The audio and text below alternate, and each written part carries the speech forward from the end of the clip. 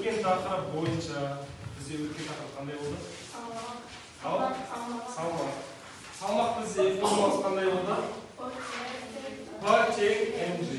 M дегеніміз не? Масса. G дегеніміз еркін түсу үдеу. Молодец. Z бізде нешеге тең? 9,8.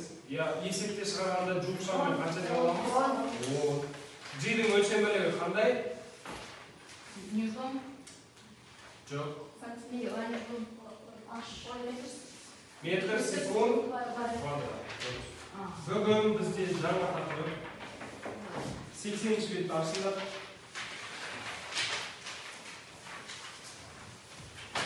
Тақтада тақырып жазып тұр. Деформация серпімділік күші. Параграф 18 жазыңдар. Параграф 18. Деформация серпімділік күші.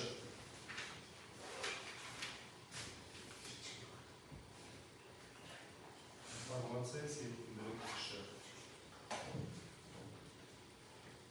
Өздерің бұлай, деформация дегенді қалай түсінесіңдер?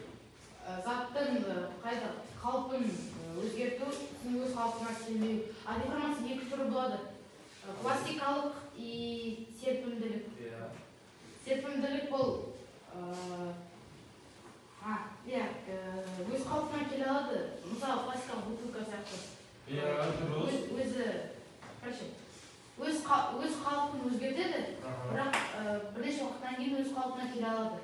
Мысалы, кімде сызғыш бар? Қандай пластикалық сызғыш кімде бар? Майсар ма? Бірақ сынқалмай ма? Сен қалады ғой. Кімде бар? Міне алып кет. Қараңдар, Мұхаммед Али сендерге көрсетеді.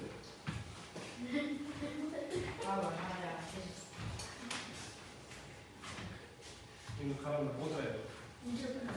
Бізде көріп тұрмақ. Сызғыш бізде қалай қалмады? Қай түрге жатады деп ойлайсыңдар? Майыстырдым, көрініп тұр ма? Қараңдар.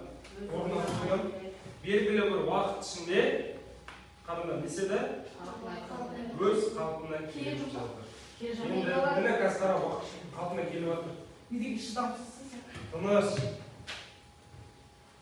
Енді қараңдар, сендерде кітапта жазылған.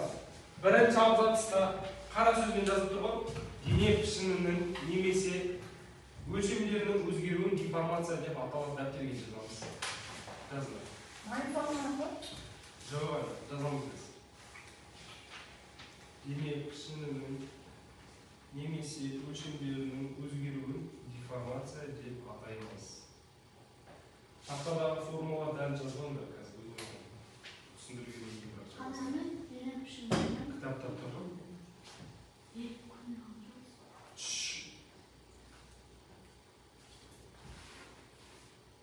Алан жаз. Қара сөзбен жазылған жаз.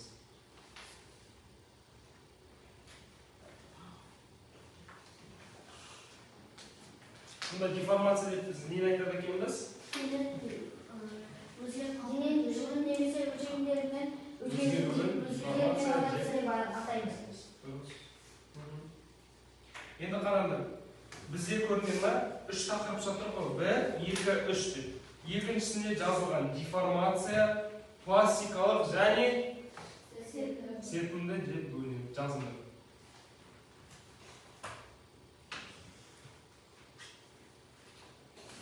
Деформацияның екі түрі бар.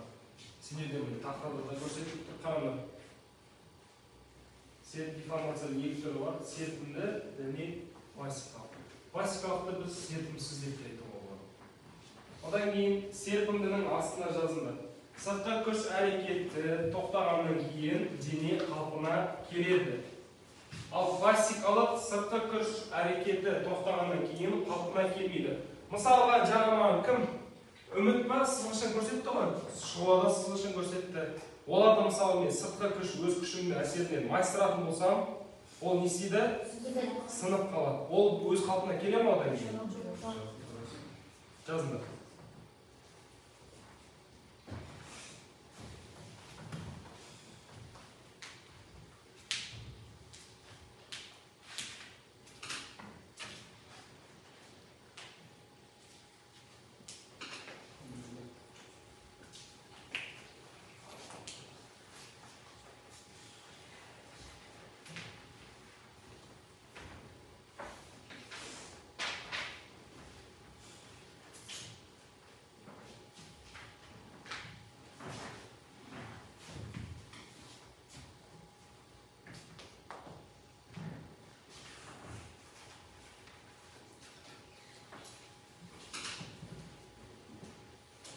сендерде көрінеді ма 80-ші бетте екі сурет тұр, иә? А және А. А суретіне бізде не берілген? Пружина берілген, иә? Ол бізде қай түрге жатады дейді? Серпімді. Неге? Мысалы, қараңдар. Мен пружинаны өз күшіммен итердім. Ол несей? Сығылады. Деформация болады ма? Одан кейін қараңдар. Пружинаны күшімді алып тастайын. Пружинаны орнына қоямын. Ол несей? Өз қалпына келеді. Ол сонда бізде қай түрге жатады? Серпімді. Мысалға, адам қисымыса қараңдар, зарема қисайып отыр. Көрдің бе? Ол бізде қай түрге жатады? Мысалы, омыртқасы бізде белгілі бір уақыт өткеннен кейін өз пішінін өзгертеді. Одан кейін омыртқа бізде орнына қайтып келе ма? Келе алады. Бірақ өз күшімен емес. Өз күшімен емес. Сонда бізде пластикалық қарсы дұрыс түзіп отырамыз. Келесі, мысалы, шарды айтайық. Шарикті. Қатты үресіңдер. Оның пішіні неседі? Өзгерді. И біз оны насостан алып тастаймыз, оның пішіні несі? Өзгереді. Сонда ол бізде қай түрге жатады? Неге? Пластикалық қарсы. Мысалы, қараш, шар мен үрдім. Ол пішінін өзгертті. И жібере салдым. Серпімді келсі. Мен шарды үрдім, аузын байлап қойдым, өз қалпын сақтап қалды. Ол қайсыны жасады? Пластикалық. Шардың да өзі екі түрге бөлінеді. Иә? Енді анықтамалар жазып алдыңдар ма? Анықтамаларында жазып алдыңдар. Сыртқы күш әсерінен деп. Анықтамалардың бәрін жазып алдыңдар.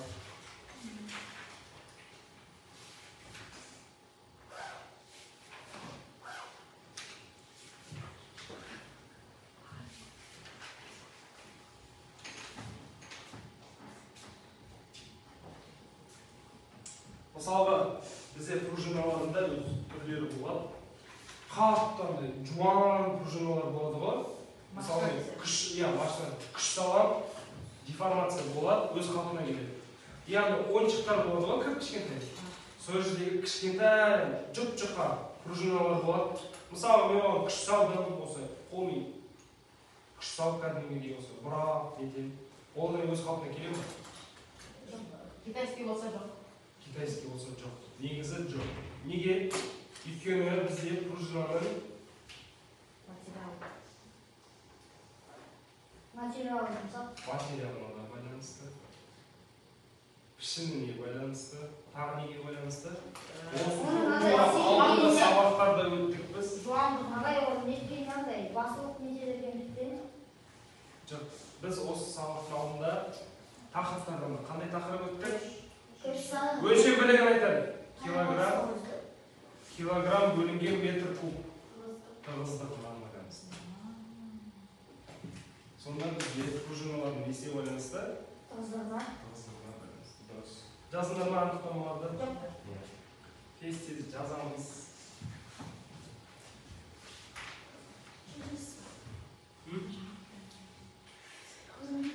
Тақтадан жазбайсың деймін әлі? Тақтадан жазасың. Қазір онда. Қалғаны бітсін.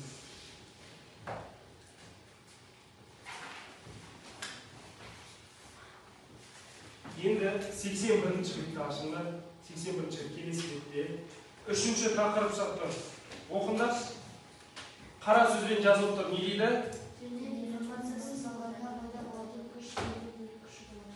Денелердің не дейді? Деформация салдарынан пайда болатын күшті не деп айтамыз? Серпімділік күші деп айтамыз. Енді қараңдар. Бізде тақтада жазып тұр. Серпімділік күші Fs деп жазылады. Өлшем бірлігі қандай дейді? Ньютон. Формуласы қандай бізде серпімділік күшінің? Fs тең K дельта X. Жақсы ма? Бізде қараңдар. Сразу жаттап алыңдар. Бізде серпімділік күші Гук заңы деп айтылады. Қайталанды. Серпімділік күші не деп аталады? Серпімділік күші не деп аталады? Гук заңы. Дұрыс. Енді қараңдар.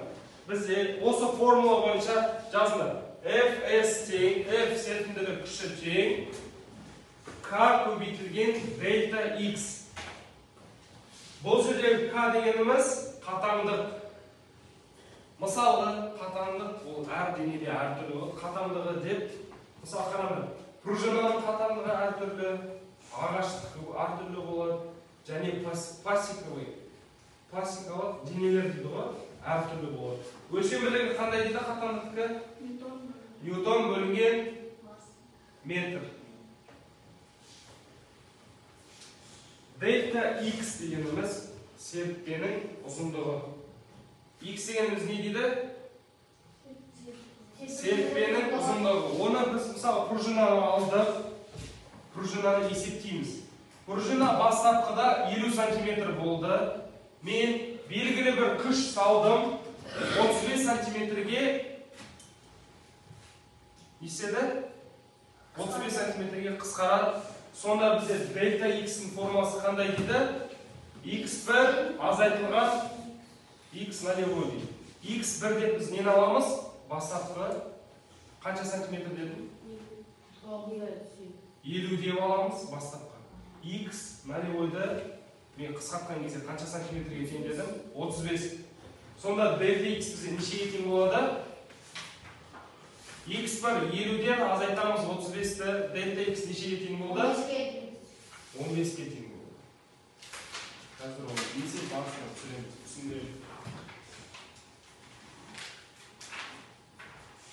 Серіппенің ұзындығының өлшем бірлігі қандай дейді бізде?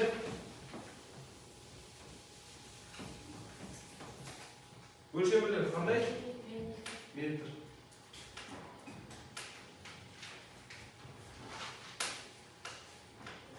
Серпімділік күші қандай заң деп айтады? Енді қараңдар. 84-ші бетті ашыңдар. 3-те 5-ші аттығыды көрдіңдер ма? Бірінші есебіне кім шығады?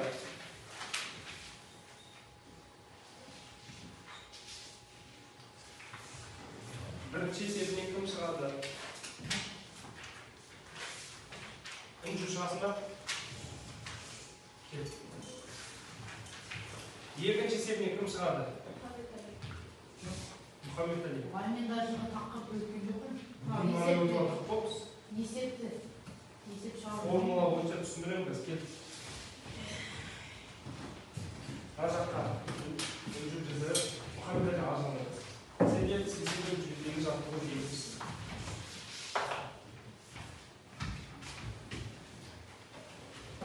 Үнжу сенде қара. Қатаңды қандай әрпен белгіленеді дедім? Кішкентай дұрыс жаз. Нешеге тең дейтсің бе?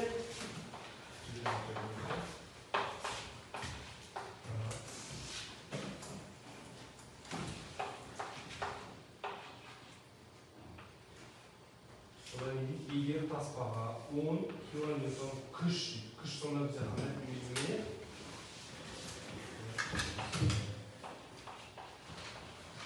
Мұхаммед Али сенде күш бізде қандай әрпен белгіленеді? Ньютонмен тақтаға ортаңда. Ньютонмен не өлшенеді? Fs деп жаз, Fs. Неше дейтсің бе? 245. Я жаз, 245. Саған үнжу табу керек ені. Онда қандай шамаға созылды дейді. Бізде созылады. Жаңа айттым. Созылады немесе қысқарады. Не дедім? Серіппенің ұзындығы қандай әрпен белгіленеді? X дұрыс. Табу керек X. Жас формула. Fs тең, Fs тең. Kx. Сенде не табу керек дейді Мұхаммед Али? Қатаңдығын табу керек, я? Анда F-тепкен ғой? Fs бұл. Үнжу. Үстіне алың. 10 километрді тұр ғой? Тура сол жерге Fs жүрміз. Осы жерден біз X-ті қалай табамыз? X тең. Формула білетін болсақ.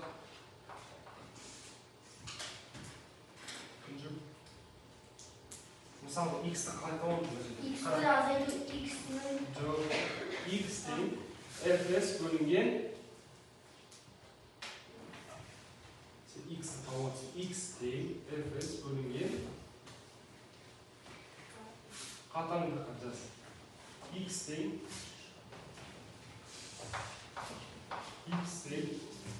f серпімділік күші бөлінген қатаңдық.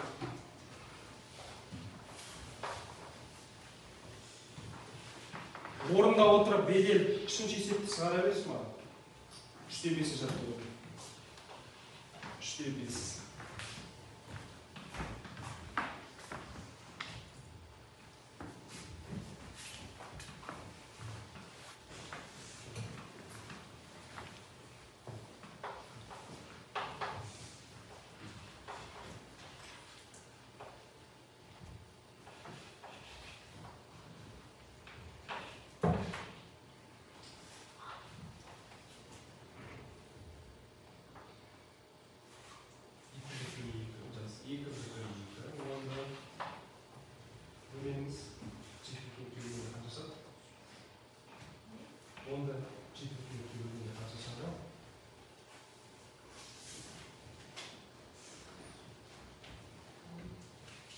Мұхаммед Али 35 миллиметр дейді.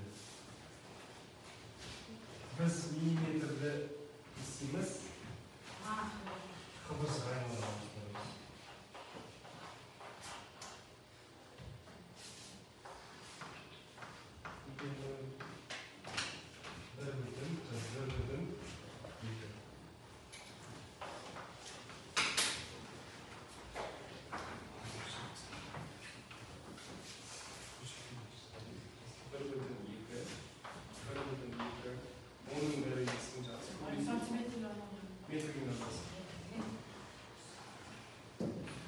Өлшемдері қандай болады? Өлшемдері қандай болады? Ұзындықтікі?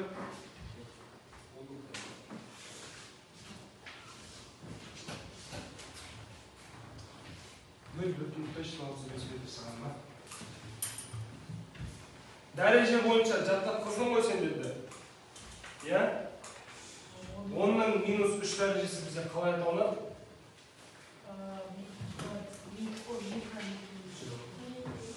Мили деген болады, иә? Сонда былай жаз. 35 көбейту 10-ның минус неше дәрежесі? 3. Минус 3 дәрежесі. 10-ның минус 3. Осыны шығады. Жоқ, оны теңдейсің. Баяққа шығасың. F-ес неше екен болды бізде? 245 бөлінген 35 көбейту 10-ның минус 3 дәрежесі. Астына жазайық. 35 көбейту 10-ның минус 3 дәрежесі. 35 көбейту. Жасашы 35 көбейту 10-ның минус 3 дәрежесі. Тең. Неше шығады бізде? 7. Енді қараңдар, сендерге үйретейін. Бізде бөлшектің қараңдар. Бізде минус 3 дәреже бөлшектің қай жерінде тұр? Бөлімінде тұр, я астында. Бізде бөлімінде тұрған сан жауапта үстіге қарай көтеріледі. Мысалға, минус 3 дәреже үстіне көтерілгенде плюс 3 дәреже болып ауысады. Егер плюс 3 дәреже болса, ол үстіне қандай дәреже болып барады? Минус 3 дәреже болып барады. Сонда минус 3 көбейту де. Көбейту. Минус 3 дәреже үстіне не болып барады? Плюс 3 болып барады. Жас көбейту. Неге 3 көбейтесін 10-ның 3 дәрежесіне. Көбейту. Жас 7 көбейту 10-ның 3 дәрежесі. Қара, 10-ның 3 дәрежесі бізде қайтадан түсіндіреді. Бөлімнің бөлшегінде минус дәреже тұратын болса, ол жоғары қарай плюс болып барады. Егер плюс дәреже болса, жоғары қарай минус дәреже болып барады. Түсіндің бе? Өлшемділер қандай дейді бізде қатаңдықта? Ньютон бөлінген метр. Дұрыс. Ньютон бөлінген метр. Тақтадағы есептер жазылыңдар ма дәптерлеріңе? Бәрін жазыңдар ма? Отырайық. Бізде қараңдар. Fs'tan қатаңдықты табу үшін, жазайық. Қатаңдықты табу үшін Fs бөлінген x деген формула болады. Егер x-ті табу үшін Fs бөлінген қатаңдық. Осы екі формуланы жазып алыңдар. Көріп тұр ма?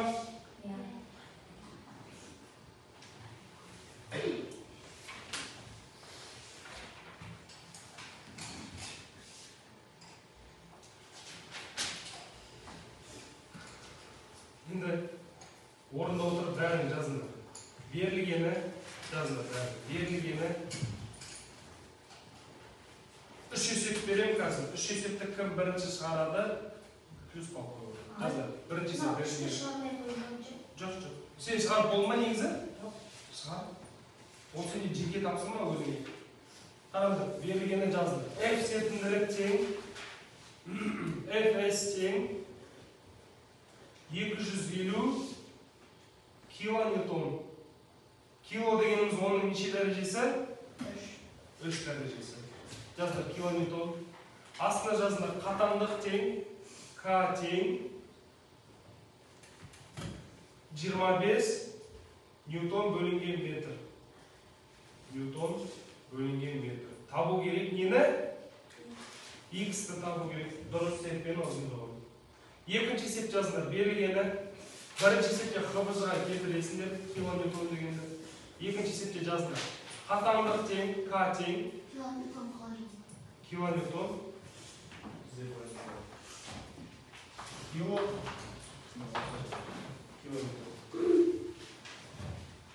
Жаз. Екіншісі берілгені қатаңдық тең 70 ньютон бөлінген метр. Өлшем бірлігі ньютон бөлінген метр. 70 өлшем бірлігі. Қандай бізде қатаңдықтікі? Ньютон бөлінген метр. X тең жазды. X тең 30 миллиметр. Табу керек сонда нені? Fs'ті табу. Fs дегеніміз не? Серпімділік күші. Серпімділік күші қандай зам? Үшінші есеп жазыңдар. Берілгені. Үшінші есептін жазыңдар. Берілгені. X-пен тапсырмада. X-пен серпімділік күші. Қазір үшінші тапсырмада X-пен серпімділік күші болайын. Үшінші есепті жазыңдар. Fs тең 500 мега ньютон. Мега дегеніміз оның неше дәрежесі? 6 дәрежесі. Мега дегеніміз білесің ба шығуға қалай жазылады? Үлкен міне былай жазылады. Үлкен М осылай жазылады. М жазыңдар. Неше дедің? 500 мега ньютон. Қатаңға X тең жазылады. X тең 60 дециметр. Дециметр. 1 дециметрді бізде неше сантиметр бар? Ал 10 дұрыс жазыңдар. 60 дециметр. Табу керек сонда бізге нені? Қатаңдықты. Үш есеп шығарамыз. Дамир түсініп отырсың ба? 60 дециметр. 60 дециметр, иә.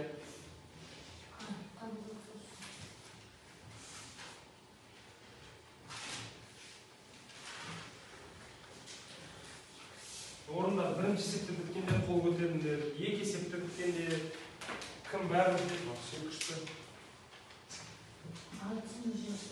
Қайсың? Қай үшіншісің? Ал Жүріп сияқты шығардың қожан. қарасың, серппен қатаңдығы жазыңдар. Серппен қатаңдығы қарасайшы. 5 күлтон дұрыс. Ұзару қандай кезде? X жазды, X дейін 15 мм, 16 мм дейсің жаз. Енді қара. Сақар, емесі 100 мм күш түсіретін болса, серпімнің қасиеті сақталамайды. Бірінші бүйтесің, F1-ді тап, F1-ді табасың. Оны қалай табасың? 5-ті көбейтесің, 16 бірақ миллиметр тұр, иә? 16 көбейту оның неше дәрежесі?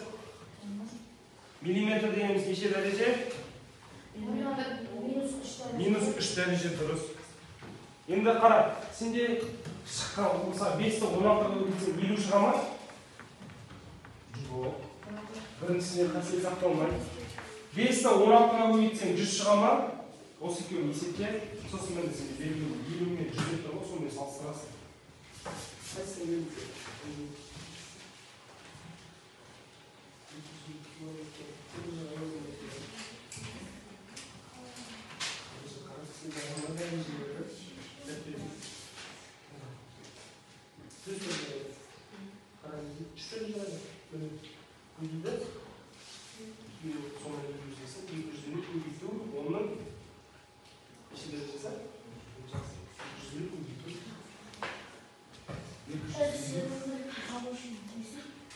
Ақпада келіп тұр, FS-ің К көбейтілген X. Шығуға сен қай есепке келдің? Үнже түсіндің ба?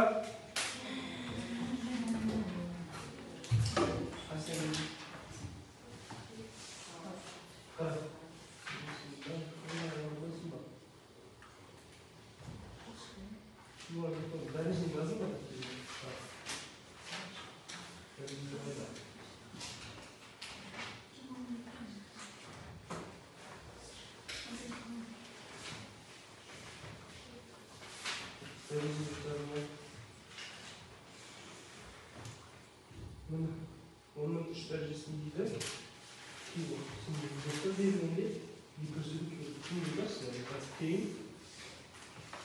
Қыбызға айналдырғанда оның 3 дәрежесі 250 көбейту оның 3 дәрежесі.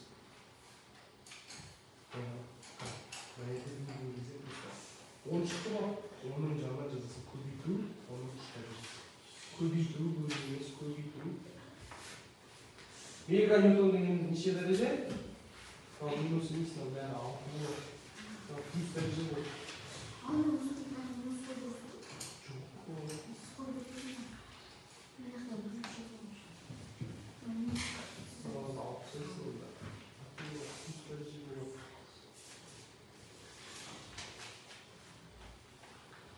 Мега дегеніміз не дейді?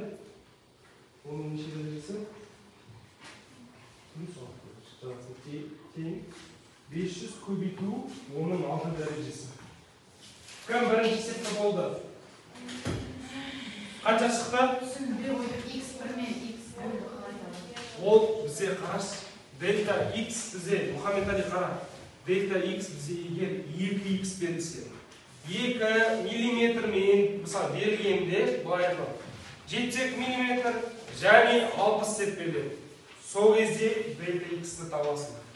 Жақсы ма? Бірақ бізде қазір қандай есеппен шығарып жатыр? Бізде берілгені 1X қана. Даже X берілгенде оған дельта X-ті табу керек. 30 миллиметрді қыбыжға айналдырып көбейтсе екен. Ал? Как раз дельта X-ті табу керек. Қай есепте? Бірінші. Мен айтқандарым ма? Дельта X-ті олай таппайсың.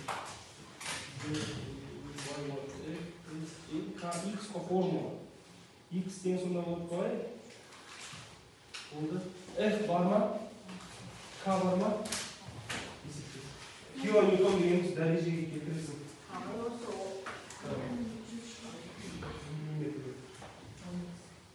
Болды бізде қанша болады? Тең. Екен көбейтесің. 2100 өлшемді қандай болады? Тақта қара. F-ті өлшемді қандай? F-тің өлшемділігі қандай? Күштің өлшемділігі қандай? Қалай? Ньютон.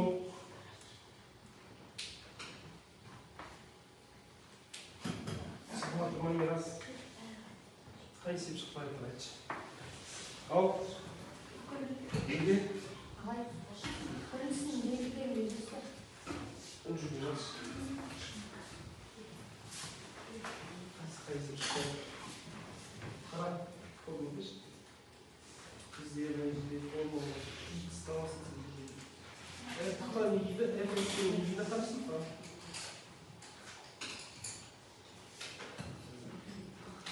Как деген x дейді. Осы жерден қара x-ті қалай табамыз? X дейін пропорция келтіріп, f бөлінген не болады? F бар ма? K бар ма? Теңізге шығарыз. Айыбысы бар ма?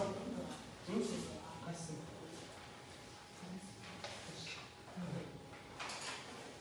Айыбысын формасы қандай дейді? K бөлінген x, я? Осы жерден x бар. K бар ма? X бар ма?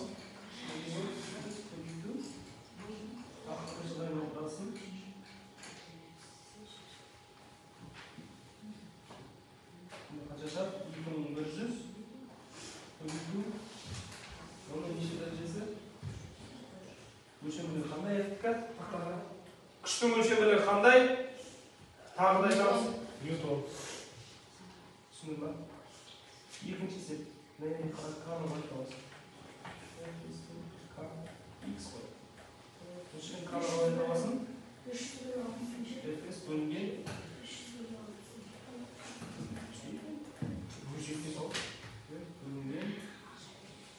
F бар ма? X бар ма? Дейін бекен? Айдынасы бар ма?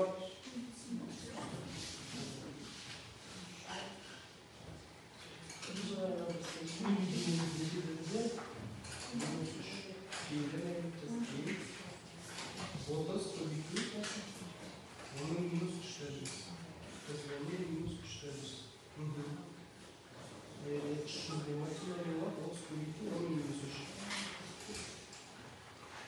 Kaç çıktı?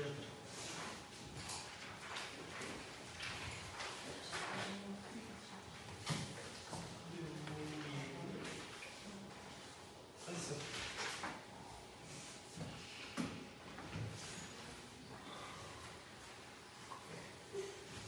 Екінші есеп қандай шықты?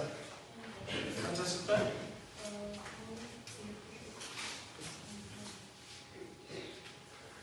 Екіншісі 30 миллиметр қояды. Қобыз қайнағында.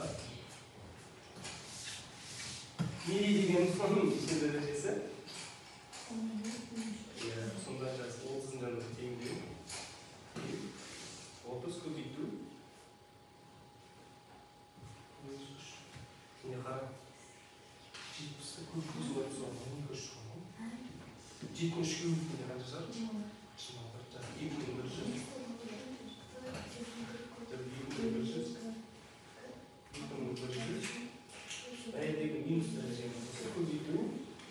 10-ның минус 3. Өлшемдері қандай болады? F-ті.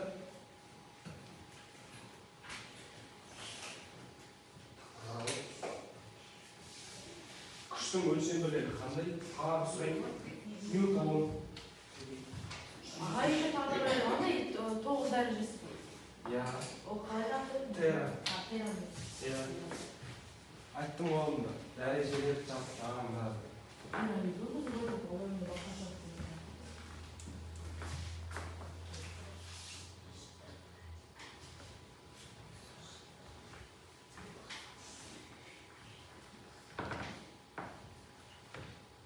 Екіншісі бәріне шықты ма?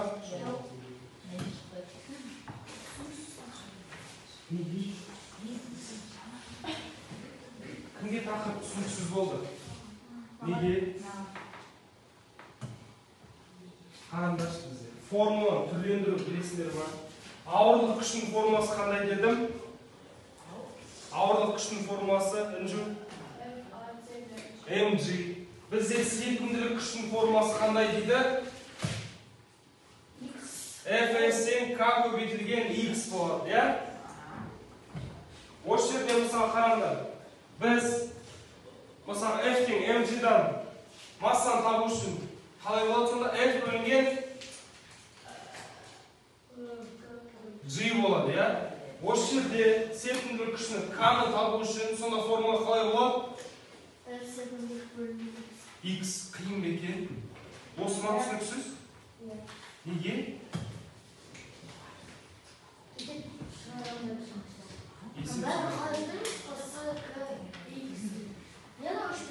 Fs дегеніміз серпімділік күші. Өлшем бірлігі қандай?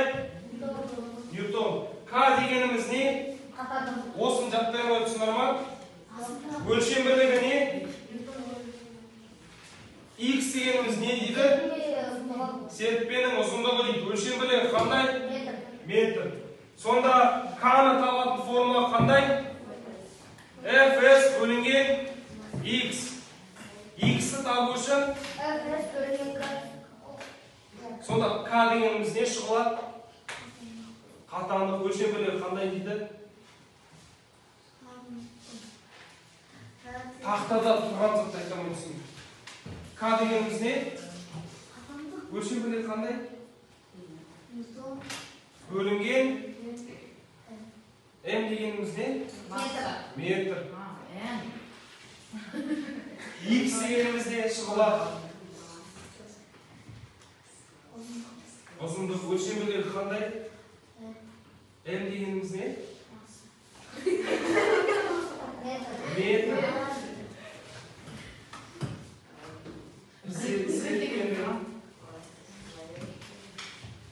Серпімдік күшінің формуласы қандай екен? Бүгінгі тақырыпта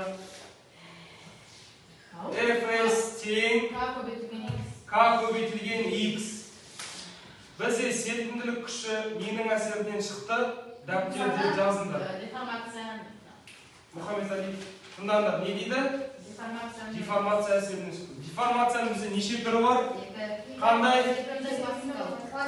Серпімділік және классикалық. Серпімділік дегеніміз не? Ол сыртқы күші тоқтағаннан кейін біз қалпына келеді. Ал деформация, жаңағы классикалық сыртқы күші тоқтағаннан кейін біз қалпына келе алмайды. бәрін қайталаңдар. Серпімділік қандай дейді? Тоқта әлі.